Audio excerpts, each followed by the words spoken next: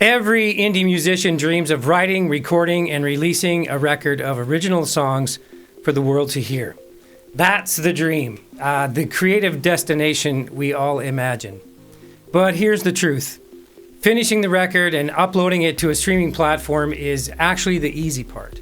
The real challenge begins afterward. Finding your audience, building your tribe, and generating real streams, downloads, and engagement. The goal in this session is to give you a clearer view of the big picture, to help you think strategically about what happens after music is made.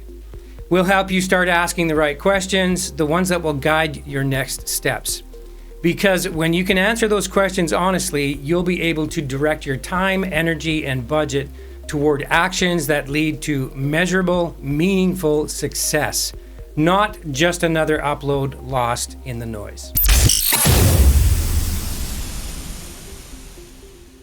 I'm your host, Darcy D, your virtual voice coach, and for added insight, I've invited a special guest, Chris Gonda.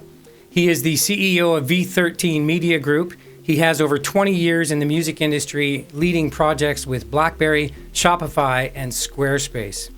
As the host of the HeartDea13r Podcast, he amplifies diverse voices in music and entertainment.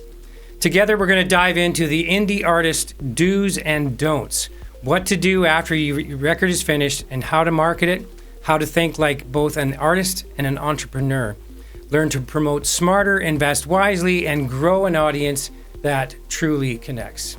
So please help me in welcoming Chris Gonda. Chris, thanks for joining us today. Thanks for having me, Darcy. Pleasure to be here. No worries. So I don't know where you want to begin, but perhaps you could, launch from personal experience and things you're doing now, and we can garner some insight there. If anyone has any questions, please put them in the chat, and we'll field them from there. Yeah, maybe I say this on a lot of my podcasts, probably all of them accidentally, but why don't we move backwards in order to go forwards? Thanks for the intro. It was kind of you to summarize stuff. I've been doing this for a while. I was fortunate to be born into a family that was very musically inclined. My grandfather had a large hand in establishing SoCan here in Canada. My mom was the general manager of CBC Records. And then the tender age of 14, my family relocated to Europe. And that was such an awesome experience, seeing a whole different part of this world, different people, different languages, different traveling, different countries. Played semi-pro baseball, and eventually that led me to the US, where I played for a year. And the entire time that was happening, I was just immersed in music. Having moved from North America to Europe in '94, I went from hip hop and alt rock to disco and techno and all kinds of different things, and my musical world just exploded. And then when I finally settled back in Toronto, I discovered web design and started my first website, which is what led me down this path of music and technology and writing and publishing.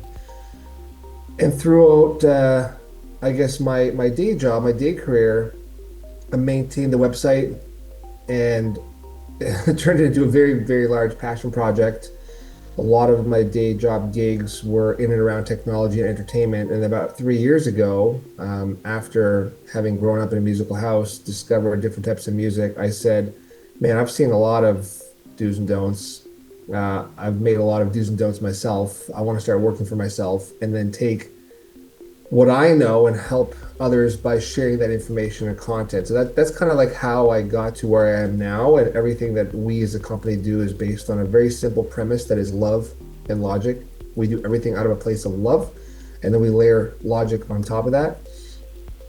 And I'd love to just talk about some of the things that I've seen artists do well, a lot of the things that they don't seem to understand, both young and old, and I guess we'll just expound on different topics as we go. Does that work? That works great for me. Awesome. I don't even know where to start. There's so many do's and don'ts, it's not even funny. I think that,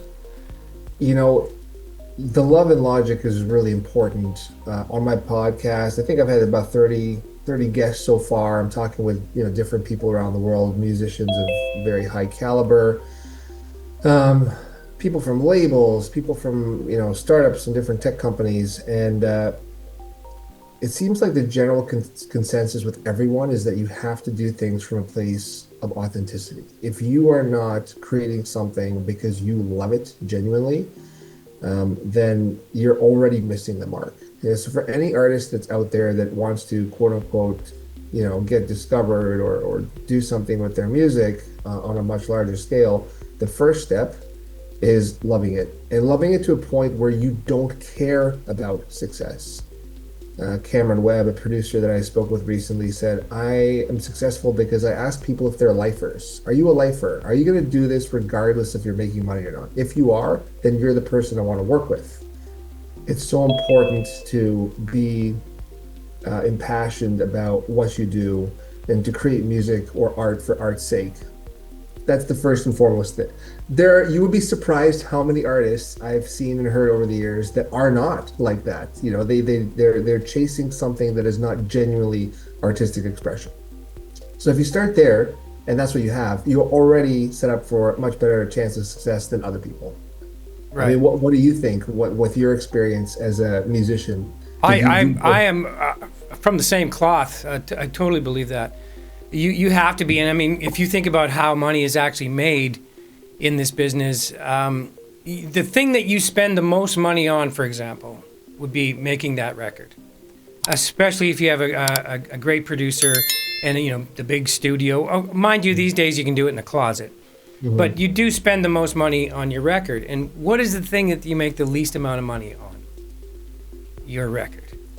Right, so if you took that business model to the Dragon's Den and said, hey, I've got this idea. I'm going to spend, $75,000 on this record, and then I'm going to launch it, and I'm going to make pennies, literal percentages of pennies on every stream. It's going to be awesome. Yeah. So like you're saying, if you're not in it, if this isn't how you breathe, if this isn't what keeps you alive and keeps you up at night, then your chances of having success are less. Yeah.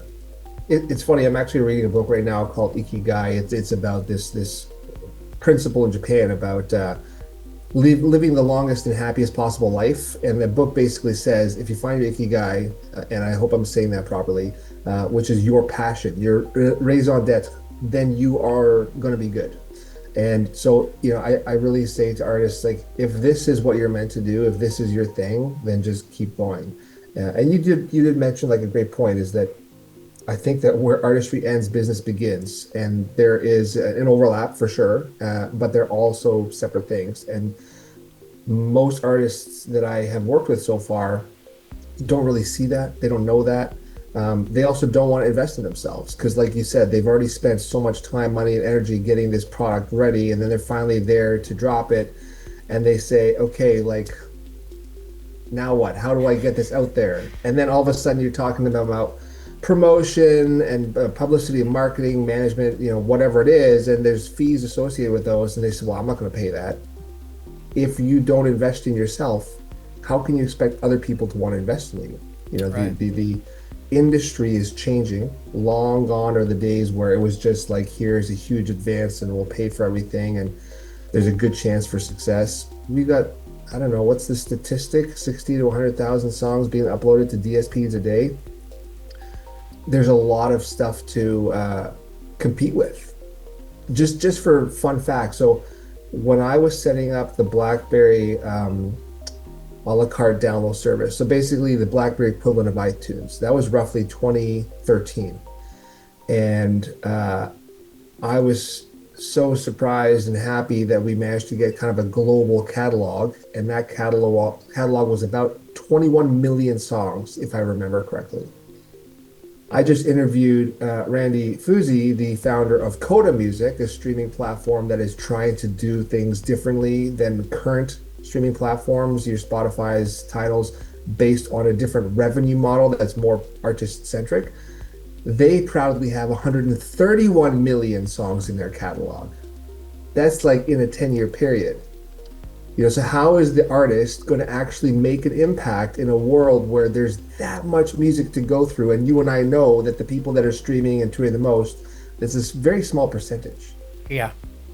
it comes down to everything you do after the music's created.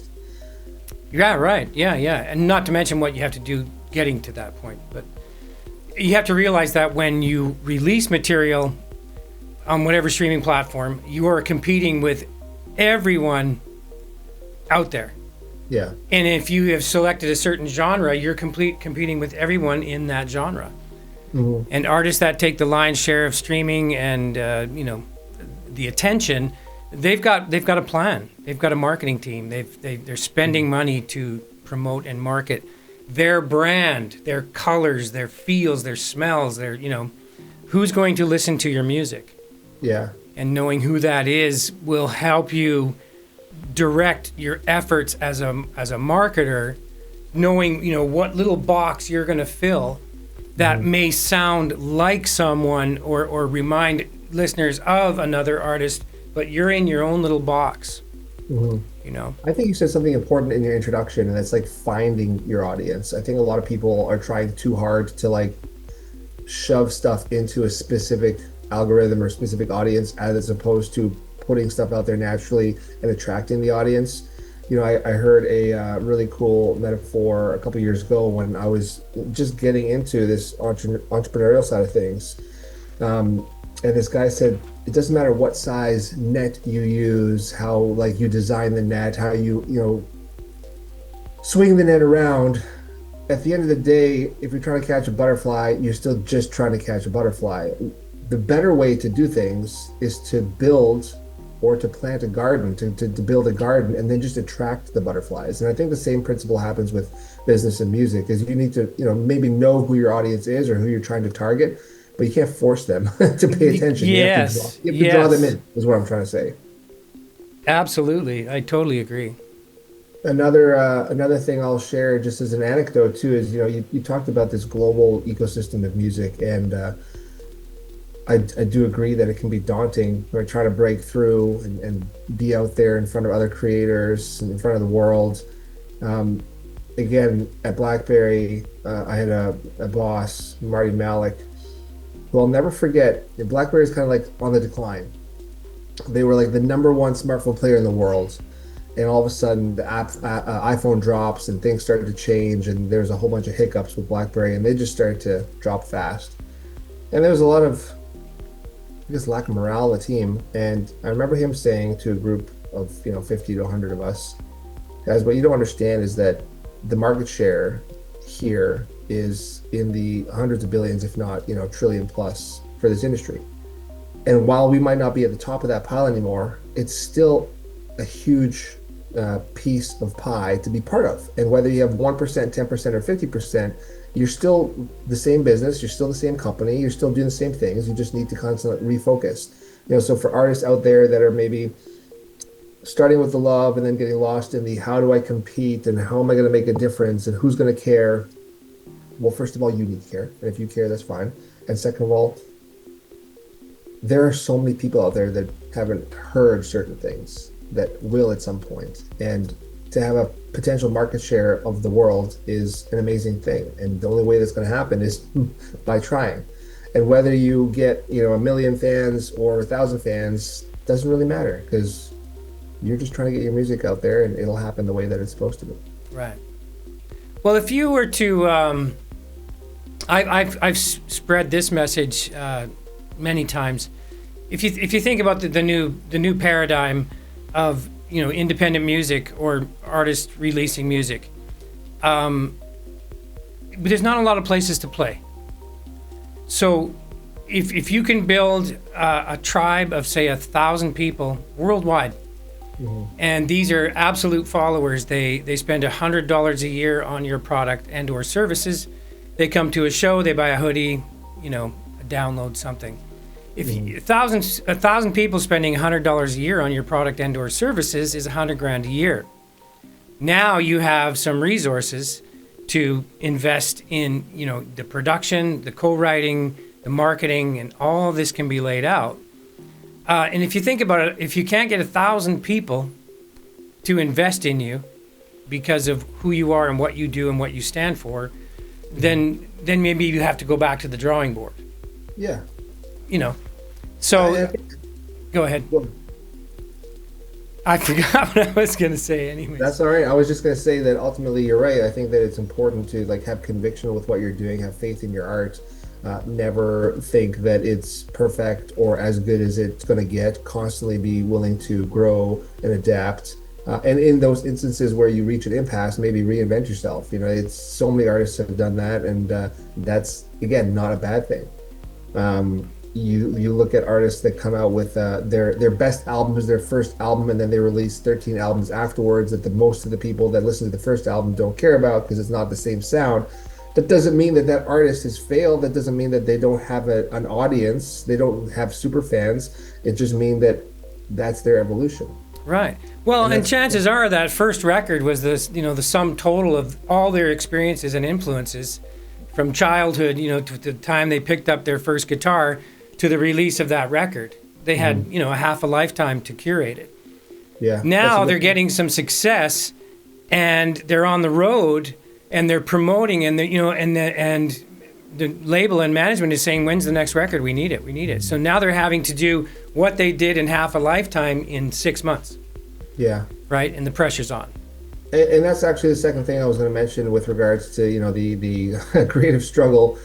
First and foremost, love what you do. Love it for yourself and no one else. Period. If you do that, there's a greater chance that other people are going to love it because they're going to sense that it's authentic. People can, if something's contrived or not done, for authentic reasons, people can feel that. At least most people can. Discerning musical artists or tastemakers can. The second most important thing is time. I have worked with several artists who they say they're ready to go, and they put down money and they're ready to start a campaign. And I had to learn this too. I had to learn how to say no to some artists and qualify better if they're actually ready to go, because it's only fair to them. But they're ready to go, and they're like, okay, let's start the promotion, and I've got this album, and I've got 3 songs mixed and mastered, and we're like, great, we can start doing like a waterfall release or whatever we decide with them. And then there's a hiccup, and the producer's not talking to them anymore. Mastering was delayed, and they don't understand that screws the process in terms of marketing promotion that we're doing. We have a schedule. We're trying to adhere to that schedule and that timeline to create noise for you. And all of a sudden there's a 3-month lull because you can't make sure everything's lined up, but don't line it up feeling rushed to get it done. Just have it done. Right. So some people will write a book in 3 months or less. Some people will write a book in 3 years. Some people write a book in 30 years. That's okay. Don't start promoting the book before the book has been written and edited. Right. You have to have a finalized product. And I've seen it happen in a lot of different ways where, we have an artist right now who is phenomenal at what she does. And I think things have worked out really well, fortunately. But she went into the process with, this desire to release an album, and the album wasn't even recorded. And so she got so ahead of herself with how it's going to be marketed and how it's going to come out and all these things, but she didn't even have the music finished. And I don't want anyone to feel like they're rushed when they're creating, because that's not how creation works. You know what I mean? Creation is supposed to be on your own timeline. And I think that nowadays you have the tools and the ability to do those things more than in the past, when you had, for example, the traditional label model, and they said, we need this by December or whatever timeline is in order to release it. Let me ask you what your experience was like, because you come from more of that traditional model. Did you? Well, I remember setting up a portable studio in the hotel room, and tracking things as we were traveling. After the gig, late at night, singing in the shower, literally, a microphone in the shower. Singing to try and get stuff done. I just saw recently a video, Brian Adams, who's on tour right now, showing everyone how he sets up his studio in the hotel room. And I know Brian is a workhorse. If there's daylight and he's up, there's something being done, right? So he's showing the world how he records in the hotel room. So stuff is always being created, and I think that's the advantage of today. Like Bill Henderson from Chilliwack. years ago was asked by the Vancouver Sun, what are some of the benefits of the music business and technology today? Mm-hmm. To which he responded, well, people are making CDs in their basement, And then they said, what are some of the detriments to the music business and technology today? He goes, well, people are making CDs in their basement. Yeah. So yes, you have the ability with the technology to do these things. And on the other side of the coin, like you said, it has to be. Mm-hmm. You can't just shove it through your software. You have to be able to play it. You have to, you sing it, you massage it. It tells a story. It's got a feeling. At the end of the day, people are going to be listening to it. How does it make them feel, right? Are they going to be able to relate to what you're doing? So that's how I kind of see it. There's two sides to that, and being able to, and then we might segue here into, we have a question from Sterling. He says his goal is to let the music that he released to be the gateway to getting gigs and letting the gigs build the recognition. He says, I think it really is important to build from the ground up and want to build from the ground up. Yeah. I mean, I agree that whether it's music or entrepreneurship or relationship, ground up building is key. I'm sure people have heard of the adages or examples of icebergs or trees. You see this huge, incredible thing above you, but it's even bigger below. Right. You have to put in that groundwork, and I think that happens with art very naturally. You start to create, you start to learn, whether it's an instrument or whatever, and it leads you down a path of evolution that leads you to the art that you've eventually released. And then that album, you fail, you learn a bunch of different things, and then your next album is a reflection of what you've learned since then. I think there's another interesting point in there too, which is, a gateway to getting gigs. Music is so different than a lot of other art. It's almost like the marketing tool. It's not the product. Right. The product is you. It's not the same as a painting where you finish the painting and then you sell the painting, someone buys it and puts it on their wall, and you've made money from that painting. And it means to them what it means to them. Yeah, absolutely. Yeah. Music is a way to sell other things.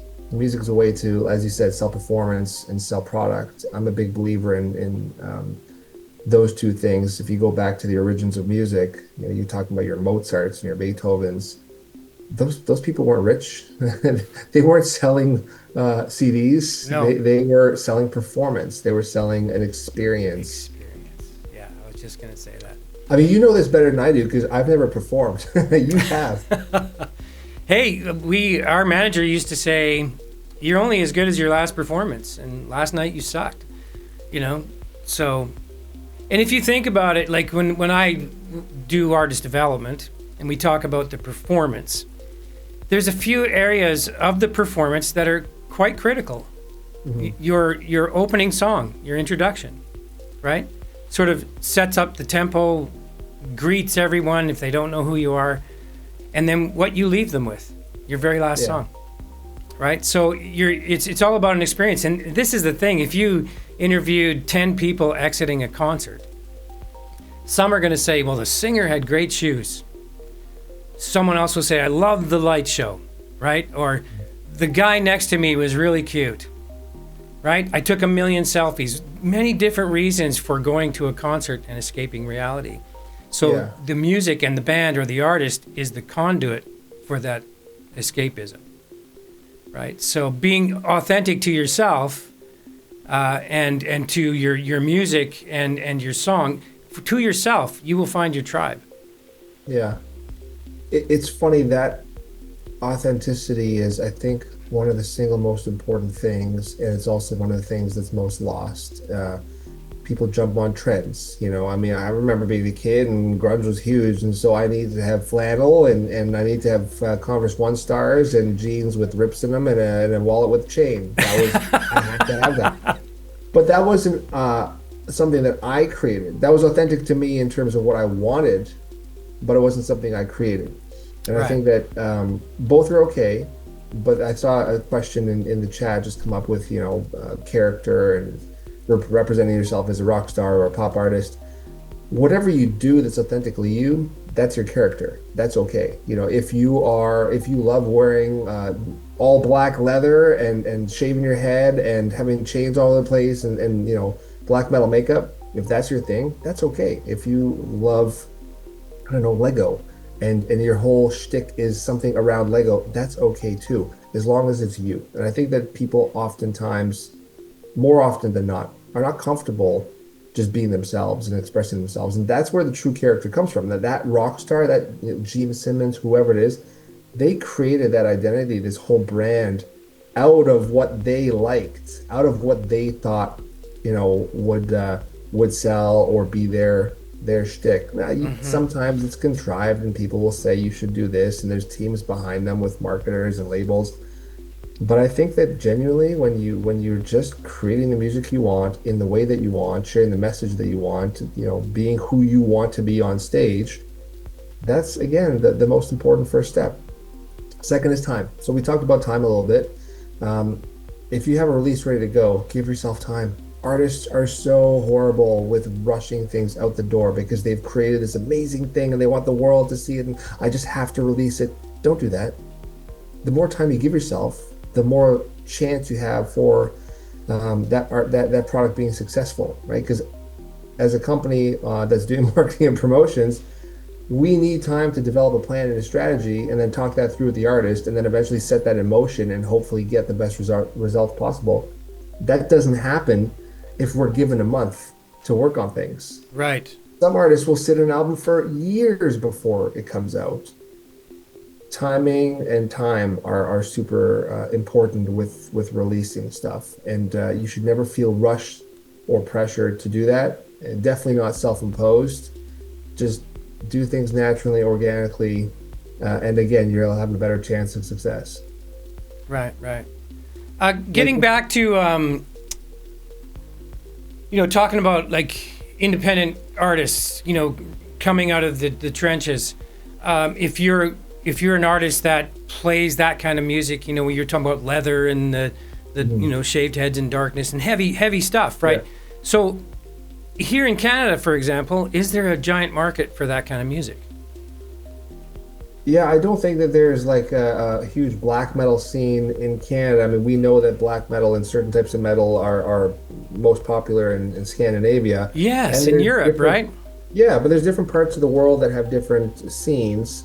But it's 2025. We have the internet. You're not beholden to the tools of the past. You have these abilities to do things now, and I think that's one of the next topic points was, again, you mentioned this earlier, was community. Was finding your tribe.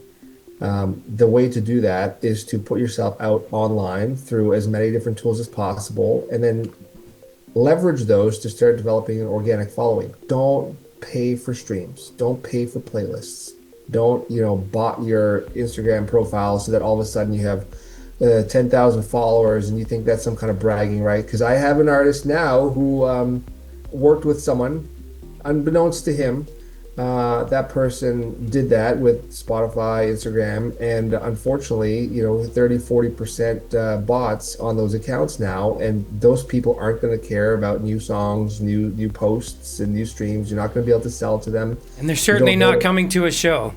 100%. So everything you do, like I think Sterling commented in the chat, was just do it organically, brick by brick. That it's a lot of work, and sometimes it's a long process, but that's what's necessary.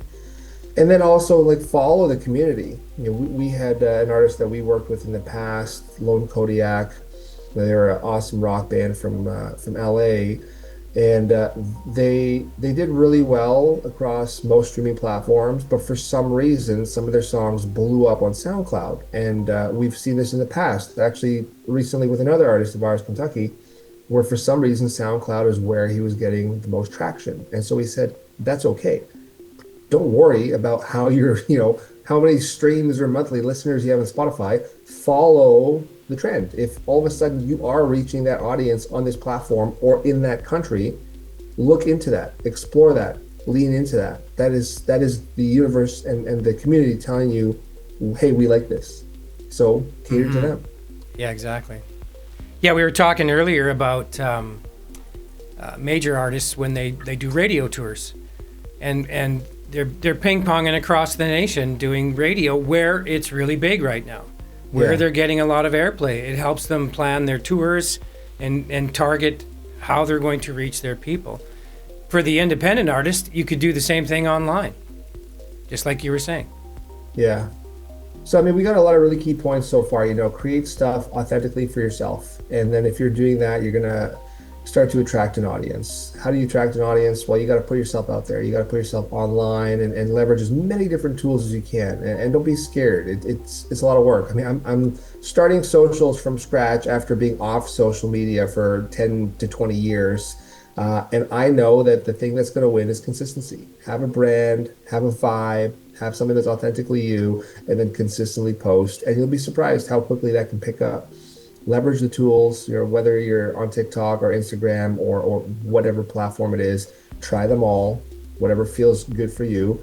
And then, lean into the ones that are starting to actually make the most noise. And don't be scared to change. I mean, even when I started my podcast, I was using one type of software, and then I started to have some issues. And overnight, I literally said, you know what? I can't deal with this anymore. I have to do what's better for quality. And I just started using a new platform. And in 24 hours, used that entire thing, learned that entire thing. And now I'm on that. And because I chose to just go with the flow and let the other one go, I have something that's working so much better for me. And my results are higher. My output is stronger. So Be nimble, be willing to change. That's I think number 5 of the talking points is measure and adjust. You have to constantly measure and adjust as you go along. Chris, let me interrupt you there. Looks like one of our viewers is going to leave. We have a last question here from him. Sure. Love to know, an artist, me, has 0 following, but I'm proud of my music and the music that I intend to release. Do you have a guiding strategy for starting from 0? Would you sum it up with keep it organic and just go with it? Yeah, that's a great question. So there's a few things that are important. One is, yes, just start. What's the proverb that I saw recently is the best time to plant a tree is 20 years ago. The second best time is right now. Right. So just start. Just set everything up. Now, when you do, make sure you're consistent. So for example, if you're setting up TikTok, Instagram, Spotify, these platforms from scratch, make sure the username is the same on each one. There's nothing worse for marketing than having @user1, the user3, user4 all over the place, because then you don't have a consistent message. Right. So once you have a specific username, that's different from your the username, the profile name is different from one another. So you can be @user1, and then your profile name, the way you market yourself to the world, is best artist ever. Those can be separate things, but you want your to be the same across all platforms. That's a really good point, because as you're starting out, you can open up your computer and search the name you want to call yourself. Yeah. See if it's already not occupied and in what countries, and et cetera, et cetera. So before you start branding yourself, you make sure you've got that lane. That's something that artists commonly come to us, and their presence is disheveled, right? It's kind of all over the place. And so we help to tighten that up, make sure everything's consistent. And then second, right after that, is what is the brand? If you have one profile pic here, and then over there, it's like the CD cover, and then over here, it's a different profile pic of you 20 years ago. And then on this one, it's you, with a selfie with a famous artist backstage. That doesn't lead to a consistent message. You want it to be the same everywhere. The main reason is because it's easier for you to market it all at the same time. And also because each one of these are separate communities. So you might have a community within Instagram, and you might have a community within TikTok, and those communities might not even know about the other community. You want the messaging and the content to be the same within those two communities. Now you can do cool things like have exclusive content to some of them, but the vibe has to be the same. So that's the second point, is after you figured out what your socials are, make sure that they look the same and that you're posting the same to them consistently, and just go. Collaborating, right? So inviting people to collaborate, tagging people, replying to the comments, going on other platforms of people that you like or admire or respect and interacting with those. That's how you start to build engagement. But at the end of the day, it's going to be the content that really drives people in. It's going to be the music, the videos, the images. Right. And sometimes your own view on life itself. Yeah. Share interesting stories, the type of microphone you like to use, you know, why you use this guitar amp on this record, et cetera, et cetera. I mean, there's sharing, being a real person and sharing, you know, life. You'll find your tribe that way too, because, hey, I dig that too. I get what you're saying. It's funny because if I'm using a personal example, when I first started to set up the socials as my podcast was getting off the ground, I was, you know, doing selfies and then giving like my wisdoms and stuff to the world. And while it was genuinely me, it didn't feel organic. The conversation, that's the most organic. So now my majority of my content is just clips from me having conversations with people like you know, talking about the industry, talking about life and mindset and whatnot, and how to hopefully take your product and get it out there to a wider audience. That's the authenticity. That's me. That's what works for me. And so the artist needs to do the same thing. It might be like you know, with your amazing studio and you're talking about vocal recording. If that artist, again, is I don't know, really into wizards, then lean into that and maybe do like some fun wizard facts and start to tie that into your flow. That's what you want to do, is put stuff out there that is like whatever excites you and makes you happy. That's what people will care about. Yeah. Hey, thanks, Sterling. You got to go, I see. Thanks for joining us, man. Thanks Great questions. There's so many do's and don'ts. I don't know where you want to go with stuff, or if there's more questions, we can get to those. But I really think that to kind of like summarize what we've talked about so far, it's love what you do. You know, make sure that the art is yours and yours alike. Give yourself time. Always have time to finish creating the art and then think about how you're going to actually get the music out there. Allocate a budget, because if you don't have money set aside for promoting something, it's just not going to work. It's funny, if you look at companies, right, the amount of money that goes into marketing budgets for companies is probably the largest sum. So there's so much R&D and development into the actual product once the toy is manufactured and how it's shipped.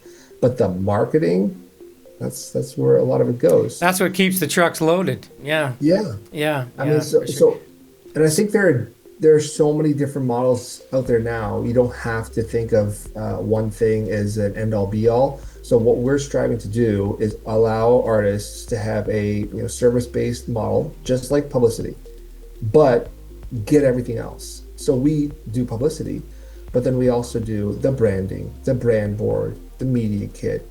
We help with the work back schedule, the release schedule. We help with just general wellness and mental health. We talk about the industry. We can review contracts. If you need a take on something, we'll jump on calls. If all of a sudden someone says, I got an opportunity for you, it's a deal of a lifetime, sign here. Well, why don't you have us jump on the call and we'll qualify this person. Right. Maybe just a connection. Maybe it's like putting you in touch with someone else in the industry because you need someone to mix your next release. There are companies now that do all of these things for one cost. And if you find someone that genuinely cares about you and believes in your product, and you're willing to hear the feedback, then yeah, you're going to be set up for a much better path forward than not. Right. I think that's another thing. I just wanted to add to that. If we're talking about independent artists and creating product with the release in mind, what's a good, if you were to allocate funds for making the record, marketing the record, what would be a balanced, say, percentage point? I mean, I haven't made an album in my life, but from a pure business perspective, I'd say at least half and half. If you have a $10,000 budget, well, then put 5 into the album and 5 into promoting it. If you don't, how are you going to promote it? I mean, right. there are tools. I mean, it can be done. There's exceptions to every rule. Sure, if you had a massive following of 3 million people, yeah. But that goes hand in hand with the tribe. You have to work with people that believe in you, that genuinely like your product, that like you, and that want to help. Because it can't all be done. Most of these musicians have lives and families or day jobs or school that eats up a lot of stuff. So for them to expect that they can finish doing the album and then build out all the tools and information necessary to successfully release something is not realistic. It can be done, right, for sure. There's a lot of people with a lot of time and a lot of skills and knowledge, and now we've got things like chat that you can talk to and you get answers back from. But having a team is super important. Right. Having people to help you with your release, with your product. I mean, I do it all the time. I work with people. I have employees and colleagues that help me get things done because I can't do it all. I only have so much time in a day. So hopefully that answers that. Yeah, it totally answers that. Yeah. So there's probably, for the average independent artist, there's way more to this than they know or meets the eye. And we could probably talk about each one of these topics in depth for a few hours. Mm-hmm. So it would be great if I could have you come back and we could expand on this. I would love to. I mean, we didn't even get into the don'ts. No, I know. And that's a good place to start. We got a lot to do, and sometimes the do's reveal the don'ts, right? Yeah. But we could actually come back and we could talk about the don'ts as it pertains to what we talked about today. I'd be happy to. I mean, at the end of the day, love what you do, be passionate about it. Other people will latch on to that passion, will latch on to that authentic creation. You will have an audience, whether it's 1 or 1 million people, it'll happen. You have to show up every day. You have to constantly work. There's what's the Michael Jordan stuff? Every day that I'm not working, there's someone else that's working. You just have to put in the time and the hours. And just when you think you're gonna shut down, give it another 10 minute figure out what flow works for you. Yeah, exactly. And try new things. Well, I know Chad is with us today, but he's having computer issues, but he's constantly working his music. Hours and hours and hours and hours. So, and that's what it takes. Absolutely. It's no different than you and I doing stuff like this on a Saturday when we could probably be spending time with our families. Yeah. True that. Well, listen, Chris, thanks for joining me today. Really appreciate it. Thanks to all those who joined us to share in the magic, and hope to see you again real soon. Absolutely. I really appreciate the opportunity. Thank you so much, Darcy. All right. Cheers.